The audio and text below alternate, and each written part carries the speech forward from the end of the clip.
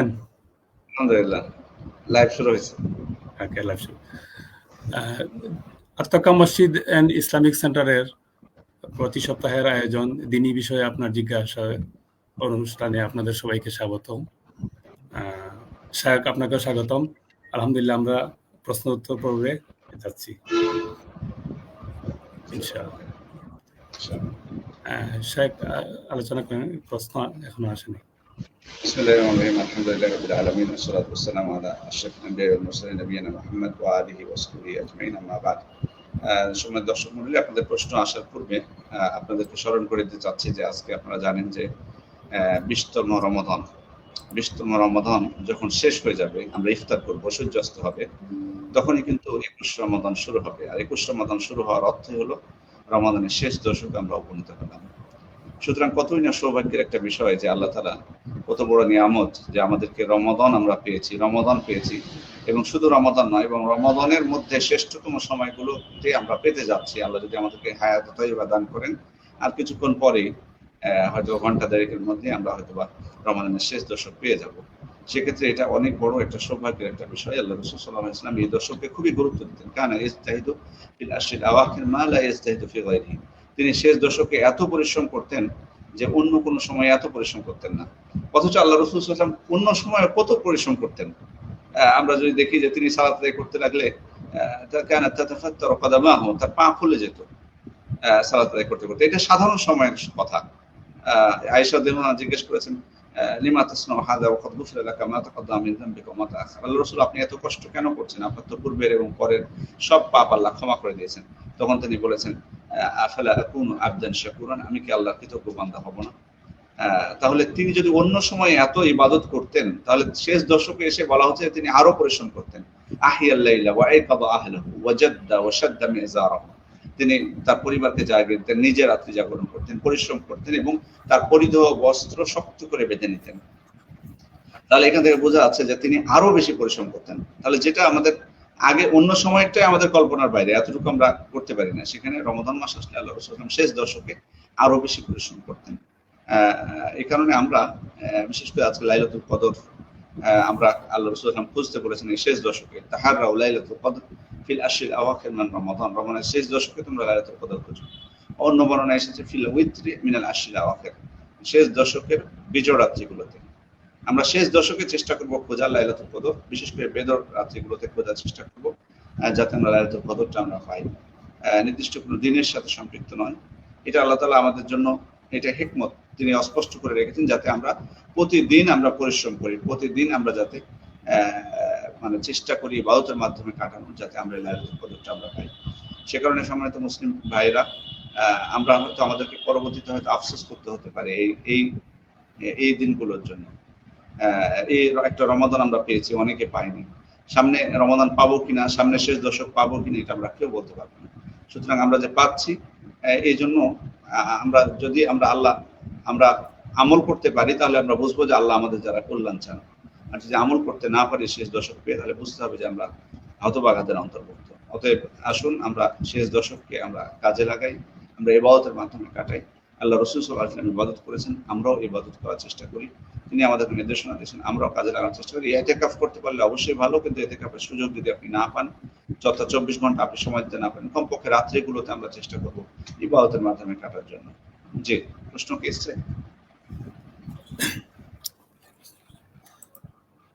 ঠিক আছে, আলহামদুলিল্লাহ শায়খ, আমরা প্রশ্ন উত্তর পর্বে যাচ্ছি। আলহামদুলিল্লাহ, আসসালাতু ওয়াসসালামু আলা মান লা নবিয়্যা বা'দা। আমাদের এক ভাই প্রশ্ন করেছেন, আসসালামু আলাইকুম শায়খ, তাকদীরে বিশ্বাস কিভাবে করব? তাকদীরে বিশ্বাস আমাদেরকে করতে হবে যে প্রথম বিষয়, তাকদীরে বিশ্বাসের 4টা স্তর আছে। প্রথম বিষয় হলো যে আপনি এই বিশ্বাস করতে হবে যে আল্লাহ তাআলা সবকিছু জানেন। পূর্ব থেকে প্রথম থেকে আল্লাহ সবকিছু জানেন, তার জানা অজানা কোনো কিছু নেই।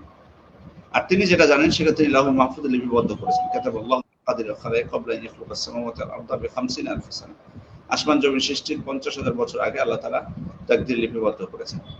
এই বিশ্বাস আমাদেরকে করতে হবে।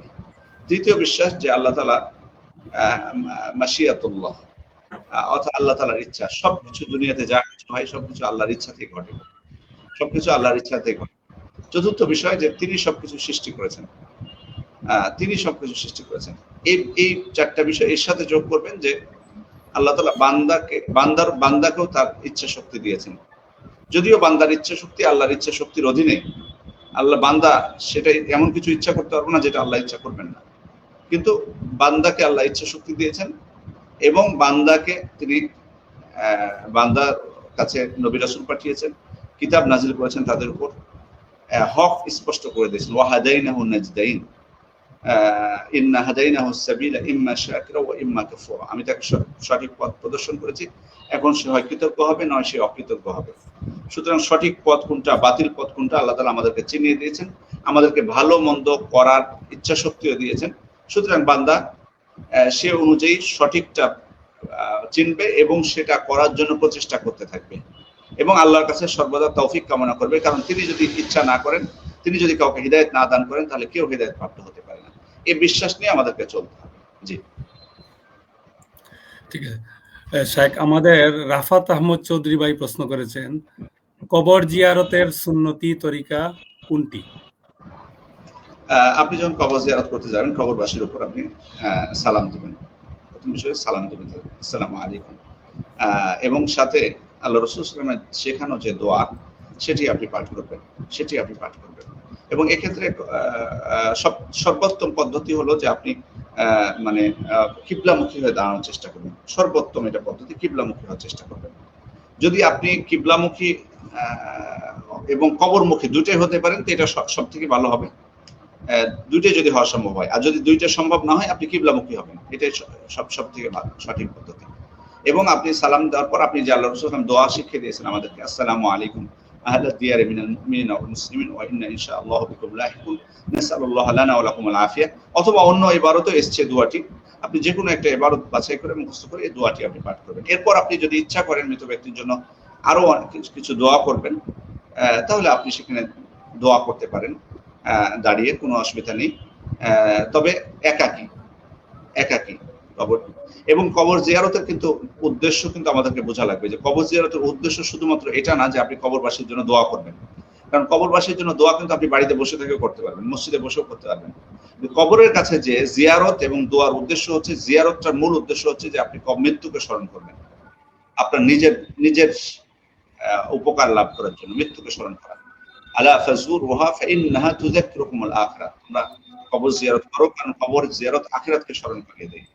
সুতরাং এটা মূল উদ্দেশ্য। হ্যাঁ, আপনি সেখানে যে মৃত ব্যক্তির জন্য দোয়া করবেন, অসুবিধা নেই, কিন্তু এখানে তার মানে এটা না যে যেটা আমরা আনুষ্ঠানিকতায় পরিণত করেছি, বহু মানুষ একসাথে যায়। দেখুন এখানে কতগুলো ইসলাম বহির্ভূত কাজ। কবর জিয়ারত আমাদের জন্য অনুমোদন করা হয়েছে আমরা যাতে মৃত্যুকে স্মরণ করতে পারি। প্রত্যেকে আমরা যাব মৃত্যুকে স্মরণের উদ্দেশ্যে, কবরবাসীকে সালাম দেবো, দোয়া করবো, চলে আসবো। কিন্তু কি হয়েছে, আমরা দিন নির্দিষ্ট করে ফেলেছি, বছরের 2 ঈদে, জুমার দিন, আবার নিজে যায় না কবর জিয়ারত করতে, আবার একজনকে ভাড়া করে নিয়ে যায়, সবাই মিলে যায়। এই যে এই পদ্ধতিগুলো, এগুলো ইসলাম বহির্ভূত কাজ, এগুলো দিনের মধ্যে নতুন সৃষ্টি। সুতরাং নির্দিষ্ট কোনো দিনকে ফজিলতপূর্ণ মনে করা কবর জিয়ারতের জন্য, এটা স্পষ্ট দিনের মধ্যে একটা বেদাত, এবং জামাতবদ্ধভাবে সেখানে যে দোয়া করা, এটাও একটা বেদাত। সুতরাং আমরা যদি আল্লাহ রাসূল সাল্লাল্লাহু আলাইহি ওয়াসাল্লামের দেখানো পদ্ধতিতে জিয়ারত করতে যাই, আপনি একাকী যাবেন, একাকী না গেলে আপনি মৃত্যুকে স্মরণ করবেন কি করে? এটা তো সম্ভব না। তাহলে মূল উদ্দেশ্য যেটা সেটা তো সম্ভব না। জামাতবদ্ধভাবে যাবেন, কি বললো কিছু নেই, আমিন আমিন করে চলে আসলেন, কোনোটাই রাসূল সাল্লাল্লাহু আলাইহি ওয়াসাল্লামের দেখানো পদ্ধতি নয়, এটা আদর্শ। এই বিষয়টা আমাদের খেয়াল রাখতে হবে। জি জি শেখ, আমাদের শরীফ আহমেদ ভাই প্রশ্ন করেছেন, বর্তমান সমাজে প্রচলিত রেড হেইফার সম্পর্কে জানতে চাচ্ছি। কি রেড হেইফার? রেড হেইফার আমি জানি না, এই বিষয়ে আমার ধারণা নেই। ওকে, জাযাকাল্লাহ খাইরান। আরেক ভাই প্রশ্ন করেছেন, রাফাত আহমদ চৌধুরী, উনি একটা প্রশ্ন করেছেন, আমার বাসার থেকে আত্মকা মসজিদ অনেক দূর, আমি প্রায় পুরো রমজান মাস আত্মকা মসজিদে ভিতরের সালাত আদায় করেছি, কিন্তু এখন ভিতরের সালাত রাত 2টা নাগাদ অনুষ্ঠিত হলে এত রাতে আমার পক্ষে আসা সম্ভব? আমি কি মোবাইলে লাইভ চালু রেখে ভিতরের সালাত আদায় করতে পারবো? না, পারবেন সম্ভব মানে বেতর, মানে আপনাদের সালাতটা কি মানে এই রাতে বেতর হয় না? হয়, মানে শেষ দশকে শেষ রাতে হবে আর কি। পরের মানে পরে যে ভিতরে হবে ওই ভিতরে, সরি পরে মানে যে মানে কিয়ামুল লাইল হবে শেষে একবারে একবারে। হয়। জি জি একবারে।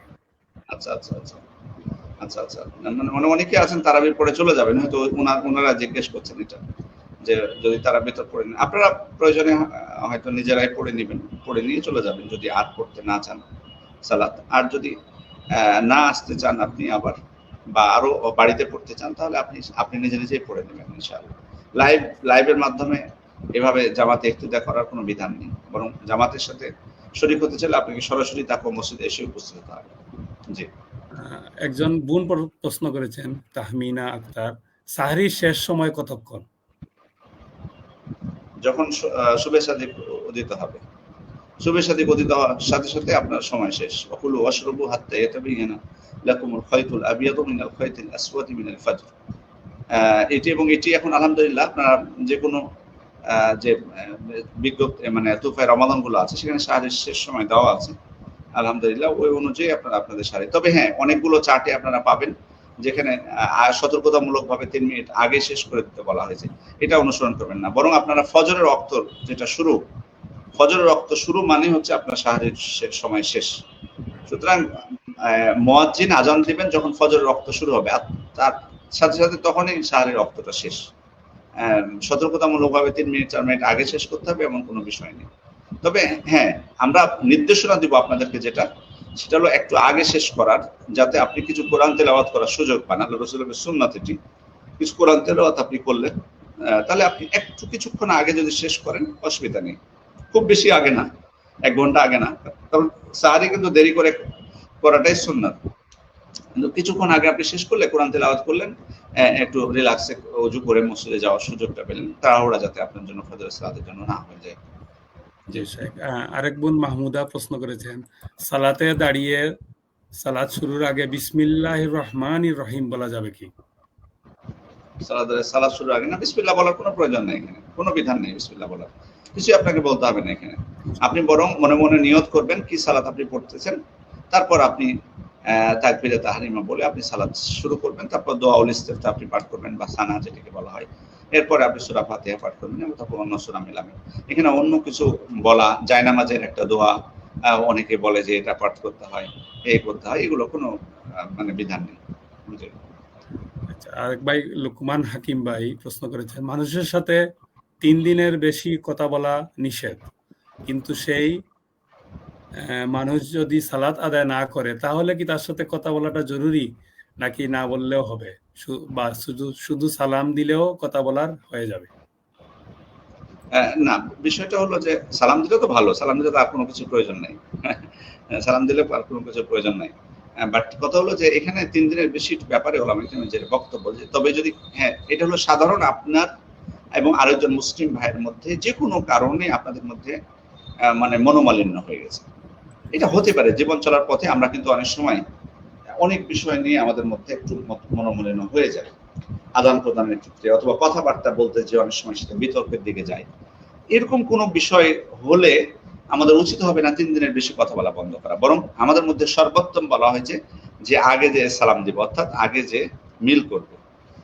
এখন কথা হলো যে এটা হলো নরমাল বিষয়, কিন্তু দিনী বিষয় যদি আবার থাকে, শারঈ কোনো ওজর থাকে, যেমনটা আপনি উল্লেখ করেছেন, সেক্ষেত্রে আবার 3 দিনের বেশি কথা বলা বন্ধ রাখা যায়, কিন্তু সেটা শরীয়তের স্বার্থে, দিনের স্বার্থে। অর্থাৎ আপনি যদি মনে করেন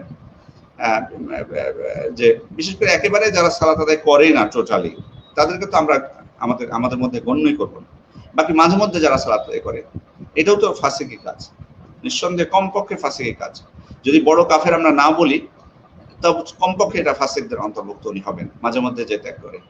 সেক্ষেত্রে ওই ব্যক্তি অথবা পাপাচারে লিপ্ত এরকম ব্যক্তি, তাদের সাথে আপনি যদি মনে করেন যে কথাবার্তা বন্ধ করলে তাদের ফিরে আসার সম্ভাবনা আছে, অথবা তাদের জন্য একটা শিক্ষা হবে, নিন্দা হবে, তাহলে আপনি 3 দিনের বেশি কথাবার্তা বন্ধ রাখতে পারেন। এটা দিনের সাথে, স্রেফ দিনের সাথে, অন্য কোনো উদ্দেশ্য নয়, এটা জায়েজ। যেমনটি আল্লাহ রাসূল সাল্লাল্লাহু আলাইহি ওয়াসাল্লাম সম্পর্ক ছিন্ন করেছিলেন মাইজ বিন মালিক, হিলাল বিন উমাইয়া, মুরারা বিন রবি তাদের সাথে,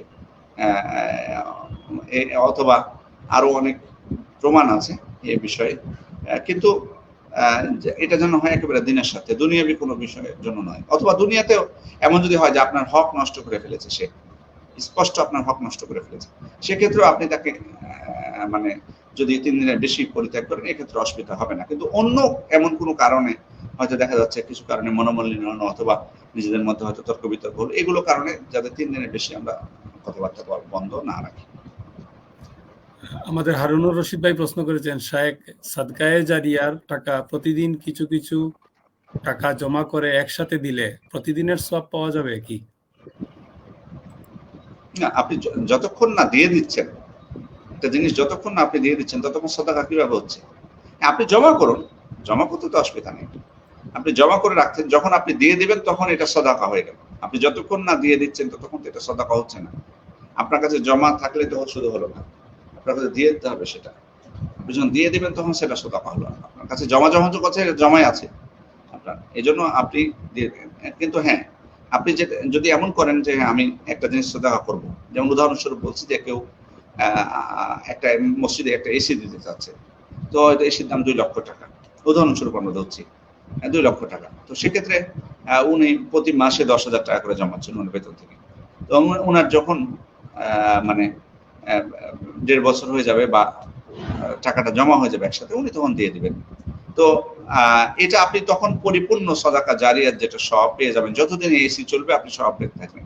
কিন্তু যখন থেকে আপনি নিয়ত করেছেন, নিয়ত ভালো কাজে নিয়ত করার সাথে সাথে কিন্তু বান্দা নেকি পেয়ে যায়, বান্দা কিন্তু সওয়াব পেয়ে যায়। যখনই বান্দা যে কোনো ভালো কাজের দৃঢ় নিয়ত করে তখন সওয়াব পেয়ে যায়। হ্যাঁ, আপনি সওয়াবটা পেয়ে যাবেন আপনার ভালো নিয়তের কারণে।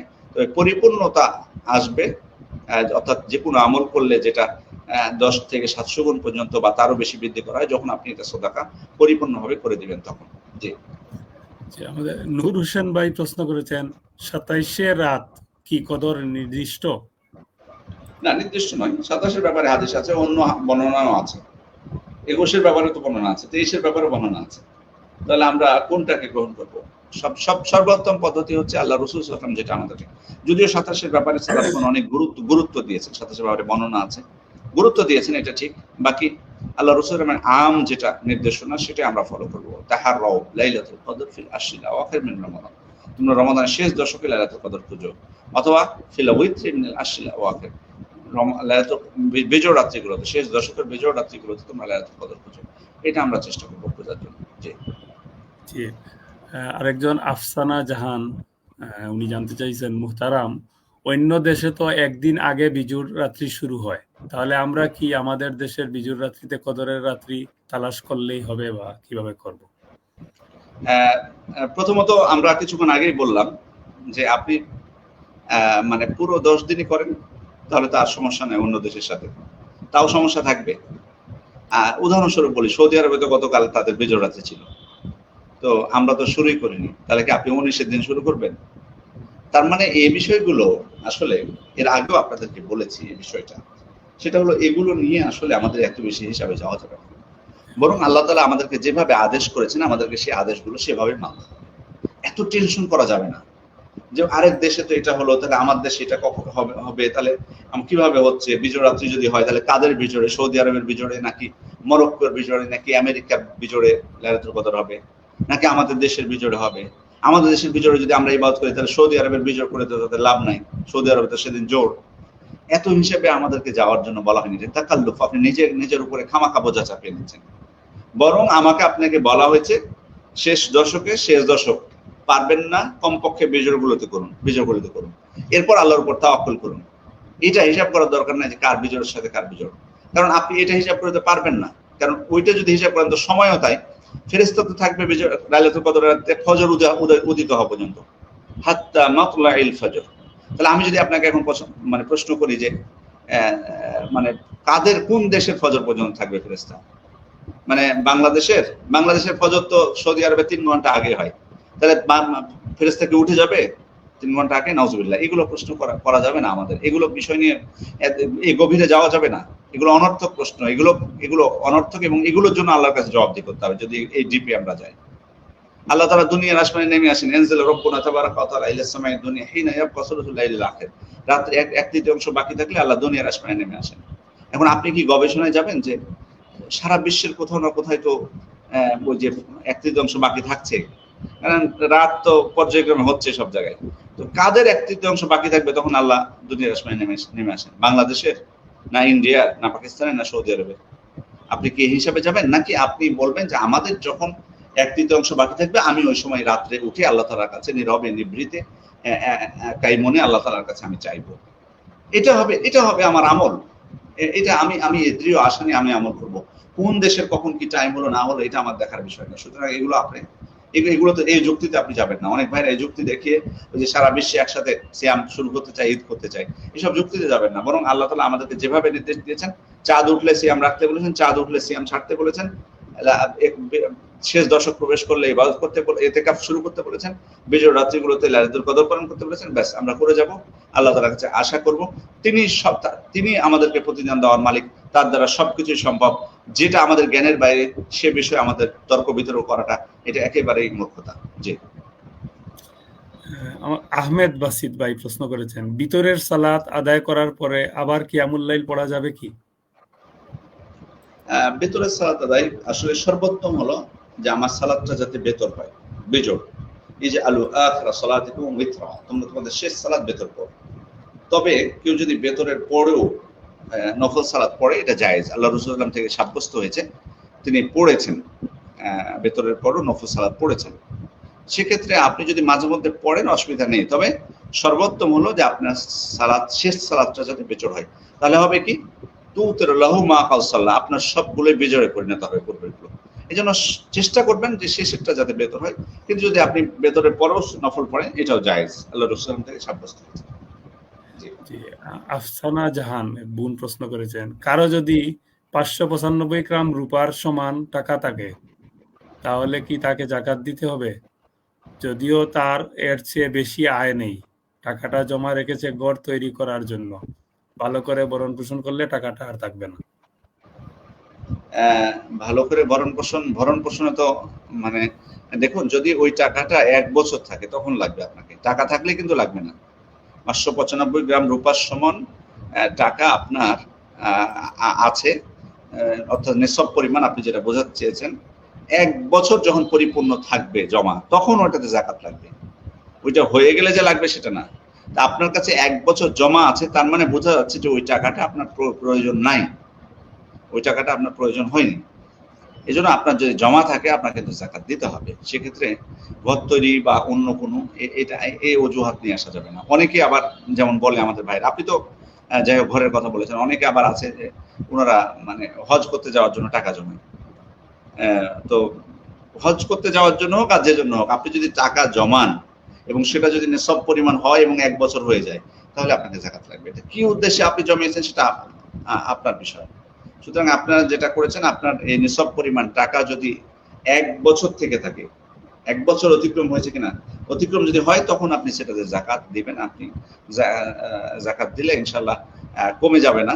হতে পারে যে আপনাকে তো পুরোপুরি টাকাটা যাকাত এখানে দিয়ে দিতে হচ্ছে না, শতকরা 2.5% দিতে হচ্ছে। আমরা তো অনেক সময় খেয়াল করবেন যে আপনার এই পরিমাণ টাকা যদি বিকাশে জমা থাকে, আপনি কিন্তু টাকাটা তুলতে যেয়ে বিকাশকে কিন্তু 20 টাকা করে দিবেন, স্বাভাবিক। তো সেখানে কমবে না? তো সেখানে আমরা 25 টাকা করে যদি যাকাতটা দিয়ে দিই, তাহলে অসুবিধা কোথায়? এই জন্য আমি যেটা অনুরোধ করবো, যেটা মানে আপনাকে যে 100 টাকায় মানে 2.5 টাকা, মানে 1000-এ হচ্ছে 25 টাকা, আপনি হিসেব করে টাকাটা বের করে দিলে আল্লাহ তাআলা দেখবেন, আল্লাহ তাআলা প্রতিশোধ তিনি বলেছেন যে তিনি বাড়িয়ে দিবেন, তিনি বলেছেন তিনি বাড়িয়ে দিবেন। আল্লাহ রাসূল সাল্লাল্লাহু আলাইহি ওয়াসাল্লাম বলেছেন, মা নাকাসা সাদাকাতুম মিন মাল, সাদাকার মাধ্যমে কখনো সুখ সম্পদের কমতি হয় না। ইয়ামহাকুল্লাহু রিবা ওয়া ইউরবিস সাদাকাত, আল্লাহ তাআলা সুদকে সংকুচিত করেন কিন্তু যাকাতকে বৃদ্ধি করেন, সাদাকাকে বৃদ্ধি করেন। তাহলে ইনশাআল্লাহ আপনি হয়তোবা এই দিক থেকে মনে করছেন কমে যাবে, কিন্তু দেখবেন যে আল্লাহ তাআলা আপনাকে অনেক অন্য দিক থেকে দিয়ে দিচ্ছেন, অথবা এমন বরকত দিচ্ছেন যে আপনি কল্পনা করতে পারবেন না। এজন্য স্বয়ং আল্লাহ তাআলার সন্তুষ্টির উদ্দেশ্যে আপনি এই বিষয়গুলো মাথায় নিয়ে বরকতের আশায় আপনি আল্লাহর ইসলামের বিধান পালন করুন, ইনশাআল্লাহ আল্লাহ তাআলা বরকত দান করবেন। জি। মেহেদী হাসান ভাই জানতে চেয়েছেন, আমার একটি জমি যার বর্তমান বাজার মূল্য 30 লাখ, বর্তমানে ভাড়া দেওয়া আছে, সামনে জমিটি বিক্রি করব কিনা এখনো নিশ্চিত না, এমত অবস্থায় এর উপরে যাকাত এর বিধান কি? আসলে জমিটা কি উদ্দেশ্যে আপনি কিনেছেন, এখানে মেন উদ্দেশ্যটা কিন্তু এখানে, মানে উনি বলছেন যে বিক্রি করব কিনা নিশ্চিত না। না, উনি বিক্রি করবেন কিনা নিশ্চিত না, কিন্তু মানে ওনার মানে ভাইকে বলবো যে আপনার অন্তরের বিষয়টা কিন্তু আল্লাহ তাআলা জানেন, আমরা কিন্তু জানি না। আপনি যেটা বলবেন সেটাই আমাদেরকে বিশ্বাস করতে হবে। প্রথম বিষয় হলো এটা। অবশ্যই আপনাদের প্রতি আপনারা দিনদার বলেই তো আপনারা দিনের বিষয়ে প্রশ্ন করেন এবং দিনটা জানার চেষ্টা করেন যাতে সঠিক হয়। আমরা আপনাদের প্রতি অবশ্যই আস্থা রাখি, কিন্তু অবশ্যই সাথে সাথে এটাও বলি যে আল্লাহকে ভয় যাতে আমরা করি, আমরা আমাদের অন্তরে যেটা আছে সেটাই যাতে আমরা বলি। কারণ আমরা আমাদেরকে হয়তো বিপরীতটা বলতে পারবেন, কিন্তু আল্লাহ তাআলার কাছে গোপন করা কখনোই সম্ভব নয়। কোনো জমির বিষয়ে একটা জিনিস আপনাদেরকে বলে দিই ভাইদেরকে, সেটা হলো যে কোনো জমি আপনি তিনটা উদ্দেশ্যে হয়তো ক্রয় করতে পারেন। একটা হচ্ছে যে আপনি সেখানে বসবাস করবেন বলে ক্রয় করলেন, এই জমির দাম যদি 30 কোটিও হয় আপনার ওই জমিতে কোনো যাকাত আসবে না। দ্বিতীয়, ওই জমিটা আপনি ক্রয় করলেন, যে জমিটা আপনি ভাড়া দিবেন, সেটা মৌসুম ভিত্তিক ভাড়া হোক বা সারা বছরের ভাড়া হোক, ওখানে আপনার রেস্টুরেন্ট করতে দিবেন বা যে কোনো প্রতিষ্ঠান করতে দিবেন, ভাড়ার উদ্দেশ্যে আপনি জমিটা কিনলেন, এই জমিতেও আপনার যাকাত আসবে না, যতই জমির দাম 30 কোটি হোক। কোনটা যাকাত আসবে? যে ভাড়া দিয়েছেন, ভাড়ার টাকা যদি আপনার জমা হয় এবং নিসব পরিমাণ হয় এবং 1 বছর অতিক্রম করে, তখন সেটাতে যাকাত আসবে, জমির উপরে কোনো যাকাত আসবে না। তৃতীয় হলো, ওই জমিটা আপনি কিনলেন ব্যবসার উদ্দেশ্যে, অর্থাৎ এই জমিটা এখন কিনলেন, আপনার উদ্দেশ্য যে দাম যদি বেড়ে যায় 3 বছর পর, আপনি এখন 30 লাখ দিয়ে কিনেছেন, যদি দাম বেড়ে যায় 3 বছর পর 90 লাখ হয়ে যায় বা 1 কোটি হয়ে যায়, তখন আপনি বিক্রি করে দেবেন। তখন কিন্তু আপনার এই জমির উপর প্রতি বছর যাকাত আসবে, কারণ এই জমিটা আপনার তখন ব্যবসায়িক পণ্য হয়ে গেল। এই জন্য প্রতি বছর ওই সময় জমির মূল্য কত এটা নির্ধারণ করে আপনাকে যাকাত দিতে হবে। সুতরাং আপনার এই জমিটা যদি এই উদ্দেশ্যে না হয়ে থাকে, বরং আপনি ভাড়ার উদ্দেশ্যে কিনেছেন অথবা বাড়ি করবেন তাই কিনেছেন, তাহলে যাকাত আসবে না। কিন্তু যদি আপনার মনে যদি থাকে যে জমির দাম বাড়লে আমি বিক্রি করে দিব, তাহলে কিন্তু এই জমির প্রতি বছরে কিন্তু এই জমির উপর আপনাকে যাকাত দিতে হবে, এবং প্রতি বছর একই মূল্য, আপনার ক্রয় মূল্যের উপর ভিত্তি করে যাকাত না, বরং ওই বছরে ওই জমির দাম কত সেটা ধরে আপনাকে যাকাত বের করে দিতে হবে। আল্লাহু আ'লাম। জি আল্লাহ। লুকমান হাকিম ভাই আবার জানতে চাইছেন, ফরজ নামাজে সালাম ফিরানোর সময় ইমাম দুই দিকে সালাম ফিরালে তারপর মুক্তাদি ফিরাবে, নাকি একই দিকে ইমাম একই দিকে ফিরালে একদিকে ফিরাবে? আপনারা জানেন যে রাসূল সাল্লাল্লাহু আলাইহি ওয়াসাল্লাম ইমামের অনুসরণ করতে বলেছেন। ইন্নামা জুইলাল ইমামু লিইউতাম্মা বিহি, ইমামকে রাখা হয়েছে তাকে অনুসরণ করার জন্য। এখন ইমাম নববী রাহমাতুল্লাহ বলছেন, স্পষ্টভাবে সাহাবায়ে কেরাম থেকে এমন কথা আসেনি যে তারা আল্লাহ রাসূল সাল্লাল্লাহু আলাইহি ওয়াসাল্লামের 1 সালাম ফিরানোর পর সালাম ফিরিয়েছেন নাকি 2 সালাম ফিরানোর পর ফিরিয়েছেন, এরকম কোনো কিছু আসেনি। ওলামা কেরাম ইজতিহাদ করেছেন। ইমাম নববী রাহমাতুল্লাহ বলছেন যে দুইটার যে কোনো একটা পদ্ধতি আপনি অবলম্বন করতে পারেন। ইমাম একদিকে সালাম ফিরালেন, তখন আপনি তারপরে সালাম ফিরাবেন। ইমাম আবার অন্যদিকে সালাম ফিরালেন, তখন আবার আপনি অন্যদিকে সালাম ফিরাবেন। অথবা ইমামের দুই দিকে সালাম ফিরানো শেষ হলে আপনি তখন দুই দিকে সালাম ফিরাবেন। দুইটার যে কোনো একটা পথ আপনি অবলম্বন করতে পারেন। দুইটার যে কোনো একটা পদ্ধতি অবলম্বন করলে ইমামের অনুসরণ হয়ে যাবে ইনশাআল্লাহ। জি। আমাদের রায়ান শাহাদাত ভাই জানতে চাইছেন, কদর রাতে কি হালকা মেঘ হয়? এগুলো দেখুন, ব্যাপারটা হলো যে নিদর্শনের বিষয় যেগুলো বলা হয়েছে, যে হালকা মেঘ অথবা বিশেষ করে সকাল হলে সূর্যের আলো ভালোভাবে প্রকাশ পাবে না, বা আরো যে বিষয়গুলো বলা হয়েছে, এগুলো নিদর্শন। কিন্তু নিদর্শনগুলো দিয়ে আমরা হয়তো তাফাউল করতে পারি, তাফাউল জায়েজ, যে হ্যাঁ আলহামদুলিল্লাহ আমরা প্রচেষ্টা করেছি, ইবাদত করেছি, আজকের দিনটা এরকম মনে হচ্ছিল, হাদিসেও তো এমন এমন আলামতের কথা বলা হয়েছে, আশা করা যায় যে আজকে রাতটা লাইলাতুল কদর হতে পারে, এটা বলতে পারি। বাট হুকুম দিয়ে দেওয়া যাবে না, কিন্তু এটা কিন্তু আমাদের ক্ষমতার বাইরে। কেউ যদি এসে বলে যে ও তোমরা বুঝতে পারোনি লাইলাতুল কদর তো আজকে হয়ে গেছে, এরকম অনেক কথা বলে অনেক ভাইরা। বলে কেন? যে নিদর্শনের সাথে সব মিল ছিল তাই। তা আপনি কিভাবে বুঝলেন যে আজকে লাইলাতুল কদর ছিল, আজকে ফেরেশতা নাজিল হয়েছে, আজকে এই রাতে কোরআন নাজিল হয়েছে? এগুলো গায়েবী বিষয়, এগুলো বিষয়ে হুকুম দেওয়া যাবে না, তাফাউল করা যাবে, হুকুম দেওয়া যাবে না। এই জিনিসটা আমরা যাতে না করি, বরং আমরা প্রতিদিনই আমরা আমল করার চেষ্টা করব, নির্দিষ্ট নিদর্শন দেখে নয়, এই জিনিসটা খেয়াল রাখতে হবে। একটা পেজ থেকে জানতে চেয়েছেন, ছোটবেলার ও কোনো বিশেষ মুহূর্তের ছবি এবং ভিডিও স্মৃতি হিসাবে সংরক্ষণ করা যাবে? ছবি মানে উনি কি মানে ছোটবেলার ছবি অথবা ভিডিও সংরক্ষণ করা যাবে কিনা? মোবাইলের মধ্যে থাকলে অসুবিধা নেই, কিন্তু বাইরে ঝুলানো বা আপনার সেটাকে আপনি প্রিন্ট দিয়ে রাখবেন, ওয়াশ করে রাখবেন, এগুলো ঠিক হবে না, এগুলো না, এগুলো থেকে বিরত থাকবেন। কারণ যেখানে আপনি যে ঘরে ছবি ঝুলিয়ে রাখা হয় বা ছবি রাখা হয়, ও ঘরে ফেরেশতা প্রবেশ করে না। শুধুমাত্র আমরা সবাই জানি জরুরি কারণে ছবি ওয়াশ করা যায়, বাকি অনর্থক এইসব যেটা জরুরি না সে কারণে ছবি স্মৃতি রক্ষার জন্য এগুলো ওয়াশ করবেন না। তবে যদি জেহাজের মধ্যে থাকে, মানে মোবাইলের মধ্যে বা কম্পিউটারের মধ্যে, এটা অসুবিধা নেই, এটা জায়েজ আছে। আরেকজন জানতে চাচ্ছেন, রাফাত ভাই, আমার বয়স 21, আমি অনেক অনেক অনেক নামাজ কাজা করেছি, যার কোনো নির্দিষ্ট হিসাব নাই। এখন আমি কিভাবে উমর কাজা সালাত আদায় করব? দেখুন, আপনি তওবা করুন, আপনি অনুতপ্ত হতে হবে যে আমি এত বছর বয়স হয়েছে আমার, আমি কাজা মানে সালাত আদায় করিনি আমার বালেগ হওয়ার পরেও। অনুতপ্ত হতে হবে এবং দৃঢ় প্রতিজ্ঞা করুন যে আর কোনোদিন সালাত ছেড়ে দেব না, এবং আল্লাহ তাআলার উদ্দেশ্যেই তওবাটা করুন। এবং এবং ইনশাআল্লাহ যদি আপনি নিয়মিতভাবে সালাত আদায় করেন তাহলে আল্লাহ তাআলা আপনার তওবা কবুল করবেন। এক্ষেত্রে পূর্বের কাজা আদায় করার কোনো দরকার নেই, বরং আপনি বেশি বেশি নফল সালাত আদায় করবেন। এবং নফল বলতে ফরজ সালাতের সাথে যেগুলো আছে, সুনান রাওয়াতিব যেগুলো, সেগুলো, এবং বাইরে কিয়ামুল লাইল, সালাতুদ দুহা, এই জাতীয় যেগুলো, সালাতুল তাহিয়াতুল ওযু, এগুলো বেশি বেশি আদায় করবেন এবং আল্লাহ তাআলার কাছে তওবা করবেন। ইনশাআল্লাহ আল্লাহ তাআলা ক্ষমা করবেন যদি একনিষ্ঠভাবে আমরা তওবা করি। আমাদের লোকমান হাকিম ভাই জানতে চান, আমি একজন ডিপ্লোমা চিকিৎসক, রোগী দেখতে রোগীদের বাড়িতে যেতে হয়, কিন্তু বেশিরভাগ ক্ষেত্রে দেখা যায় ওই বাড়ির কেউ পর্দা করে না। এই অবস্থায় তাদের বাড়ি থেকে চিকিৎসা দেওয়াটা কি উচিত হবে? বলবেন আপনি যে আপনারা পর্দা করুন, আমি শুধু রোগীকে দেখবো, আপনারা কেউ সামনে আসবেন না, আপনি বলবেন এটা এক্ষেত্রে দাওয়াতি কাজও হয়ে গেল, আপনার এক্ষেত্রে দাওয়াতি কাজও হয়ে গেল। মানে বুঝতে পারছেন আমাদের দেশের পরিবেশ, আপনি যদি চিকিৎসা করতে না যান, বা হতে পারে আপনি যদি আপনার চিকিৎসা যেখানে করবেন সেখানে বসেও থাকেন, তবুও তো বেপর্দাগুলো আসবে, ঠিক না? সেক্ষেত্রে যেতে পারেন। তবে হ্যাঁ, আপনার যদি এমন হয় যে কোনো এমন জায়গা যেখানে আপনি ফিতনায় পড়ে যাবেন, আপনার মানে সেখানে ইমানের ক্ষেত্রে ত্রুটি বিচ্যুতি হয়ে যাবে, বা এরকম ফিতনায় পড়ার সম্ভাবনা থাকবে, সেই স্থানগুলোকে মানে এড়িয়ে চলবেন। কিন্তু নরমালি আপনি বরং এই সুযোগে নসিহত করবেন এবং বলে দিবেন যে আমি যাচ্ছি, আপনারা মেয়ে মানুষ, আপনারা দূরে সরে যান, অথবা যাদের থাকা প্রয়োজন পর্দা করে থাকবেন। এটা এই সুযোগে আপনি বলতে পারেন। জি।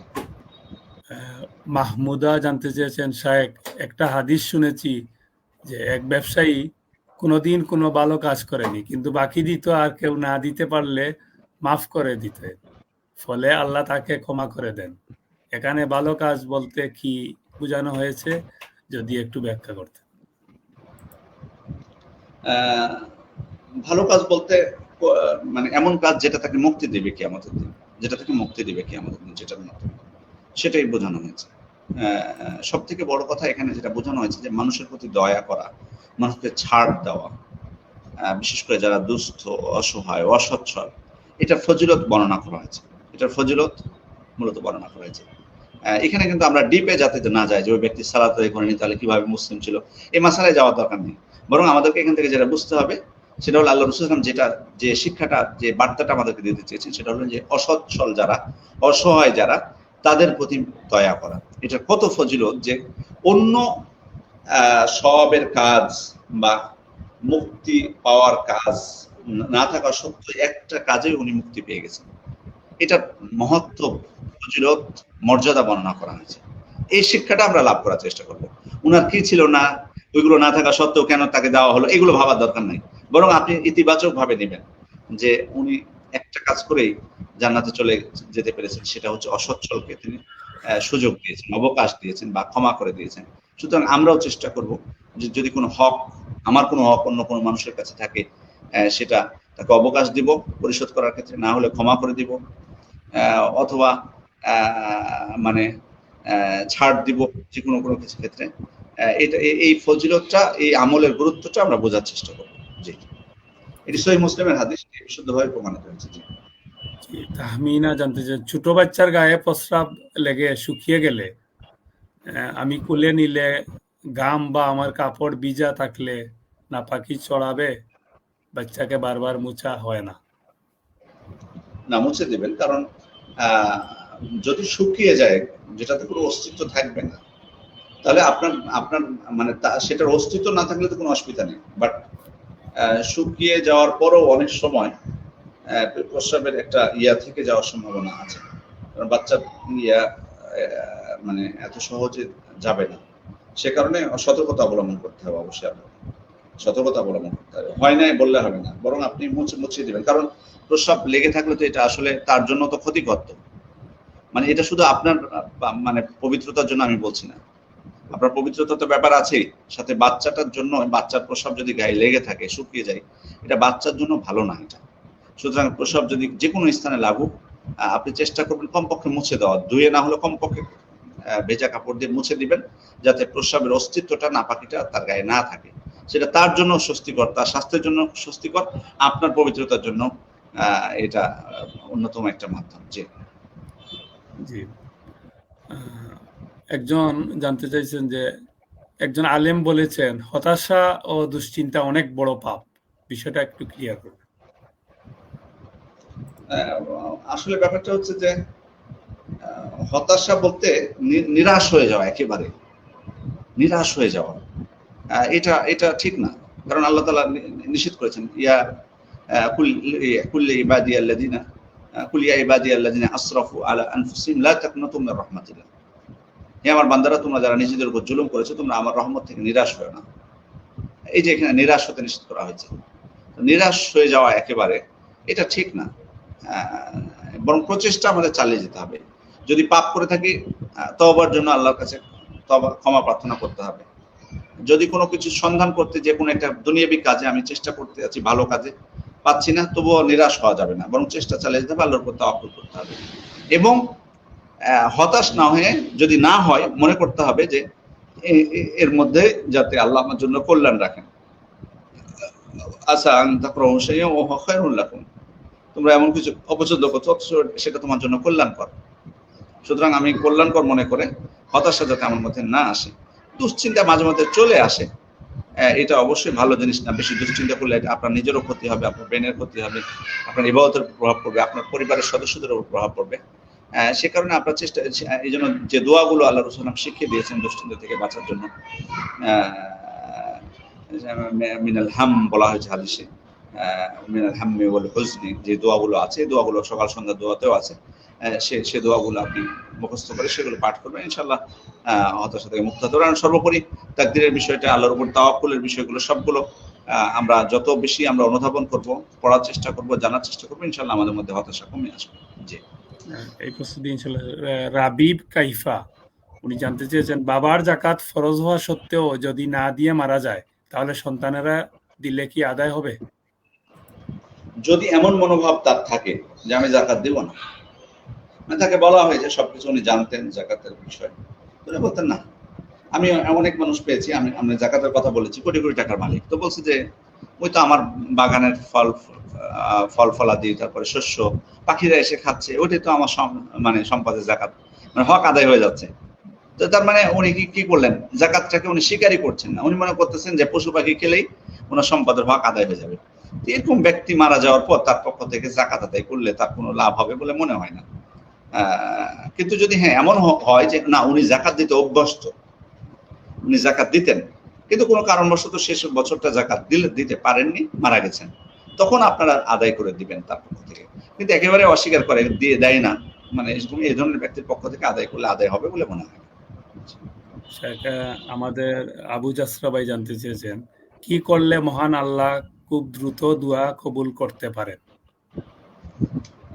প্রথমত হচ্ছে যে দৃঢ় প্রত্যয় নিয়ে দোয়া করতে হবে, দৃঢ় প্রত্যয় নিয়ে দোয়া করতে হবে। কারণ ইন্নাল্লাহা লা ইস্তাজিবু মিন কলবিন গাফিলিন লাহিন, আল্লাহ তাআলা মানে অমনোযোগী, অন্যমনস্ক, মানে অবহেলাকারী, এই ধরনের ব্যক্তির দোয়া কবুল করেন না। ইয়া সাআলা আহাদুকুম ফালিয়াযিম মাসআলাতু, তোমাদের কেউ যখন আল্লাহর কাছে চাইবে সেজন্য দৃঢ়ভাবে আল্লাহর কাছে চাই। সুতরাং প্রথমত হলো যে দৃঢ়ভাবে আল্লাহ তাআলার কাছে আশা নিয়ে চাওয়া, আর দ্বিতীয়ত হলো বিনয়ের সাথে প্রার্থনা করা, বিনয়ের সাথে প্রার্থনা করতে হবে আল্লাহ তাআলার কাছে, নীরবে নিভৃতে আস্তে, ইজনাদা রব্বাহু নিদাআন খাফিয়া। এরপরে দোয়ার ক্ষেত্রে মানে আল্লাহ তাআলার যে গুণবাচক নামগুলো রয়েছে সেগুলোকে অসিলা করার চেষ্টা করতে হবে, গুণবাচক নামগুলোকে অসিলা করবেন। আপনি আল্লাহর কাছে ক্ষমা চাইছেন, আল্লাহর গুণবাচক নাম গফুর, গফফার, গফিরুল যাম। রিজিক চাইছেন, আল্লাহর নাম রাজ্জাক, রাজিক, সেগুলোর নামকে অসিলা করে ওয়ালিল্লাহিল আসমাউল হুসনা ফাদউহু বিহা, আপনি আল্লাহ তাআলার কাছে দোয়া করবেন। এরপরে আপনি তাড়াহুড়া করবেন না, বরং মনে রাখবেন এই অন্তর দিয়ে যে দোয়া করলে তিনটার যে কোনো একটা হবে, হয় আল্লাহ কবুল করবেন, না হয় আল্লাহ আপনাকে সেটা কিয়ামতের দিন দিবেন, অথবা যে কোনো একটা বিপদ, অনুরূপ একটা বিপদ আল্লাহ তাআলা দূর করে দিবেন। আর সর্বোপরি হারাম উপার্জন থেকে আপনি নিজেকে বিরত রাখবেন, হারাম উপার্জন থেকে বিরত রাখবেন। এবং দোয়া কবুলের স্থানগুলো, কোন কোন স্থানগুলোতে দোয়া কবুল হয় স্থানগুলো চেষ্টা করবেন সেখানে যাওয়ার, আর সময়গুলোকে বাছাই করার। যেমন আজানের সময় দোয়া কবুল হয়, তারপরে দুই আজান এবং ইকামতের মধ্যবর্তী সময়ে দোয়া ফেরত দেওয়া হয় না, সিয়াম অবস্থায় দোয়া ফেরত দেওয়া হয় না, সফর অবস্থায় দোয়া ফেরত দেওয়া হয় না। তারপরে আপনার ফরজ সালাতের পরে দোয়ার কথা বলা হয়েছে, তখন দোয়া করা, শেষদার দোয়া করার কথা বলা হয়েছে, অর্থাৎ দোয়া কবুল শেষ রাতে 1/3 বাকি থাকে তখন। এই বিষয়গুলো খেয়াল রাখতে হবে, সময়, স্থান, পদ্ধতি, সর্বোপরি আমি কতটুকু বিনয়ী হতে পারছি আল্লাহর জন্য। আমরা তো আসলে যতটুকু আপনি আল্লাহর সাথে গোপনে কথা বলতে পারবেন, মানে ইযা সাল্লা আহাদুকুম ফাইন্নাহু ইউনাজি রাব্বা, যখন তোমাদের কেউ সালাত আদায় করে তার রবের সাথে গোপনে কথা বলে। আমরা এই মনোভাব নিয়ে কতজন সালাত আদায় করি? এই যে এই মনোভাব নিয়ে আদায় করলে ইনশাআল্লাহ আল্লাহ তাআলা শুনবেন। সুতরাং এই বিষয়গুলো আমরা যদি মেনটেন করার চেষ্টা করি ইনশাআল্লাহ আল্লাহ তাআলা করবেন। জি, আমরা এই প্রস্তুতি শেষ করবো ইনশাল্লাহ আজকে। শেখ আলী ভাই জানতে চাচ্ছেন, দাঁড়ে কেনা ব্যবসায়িক পণ্যের টাকা কি জাকাতের হিসাব থেকে বাদ যাবে? আবার যদি প্রশ্নটা করতেন। দাঁড়ে কিনা মানে ঋণ করে কিনা পণ্য টাকা কি জি, জাকাতের হিসাব থেকে বাদ যাবে? ওই পণ্যটার কথা বলছেন আপনি নাকি? দাঁড়ে কেনা ব্যবসায়িক পণ্যের টাকা কি জাকাতের হিসাব থেকে বাদ যাবে? ব্যবসায়িক পণ্য, মানে ঋণ করে কিনছেন ব্যবসার জন্য। ঋণের ক্ষেত্রে একটা জিনিস আপনাদেরকে বলে দিই, ঋণের টাকা যখন আপনার কাছে থাকবে, তখন ঋণের টাকার ক্ষেত্রে একটা নিয়ম হলো যে আপনি ঋণটা পরিশোধ করে দিবেন ঋণ গ্রহীতাকে, তাহলে আপনার তো যাকাত আর লাগছে না। কিন্তু যদি আপনার কাছে টাকাটা রেখে দেন তাহলে কিন্তু যাকাতটা আপনার চলে আসবে। এটা হচ্ছে সর্বাধিক অগ্রাধিকারযোগ্য মত।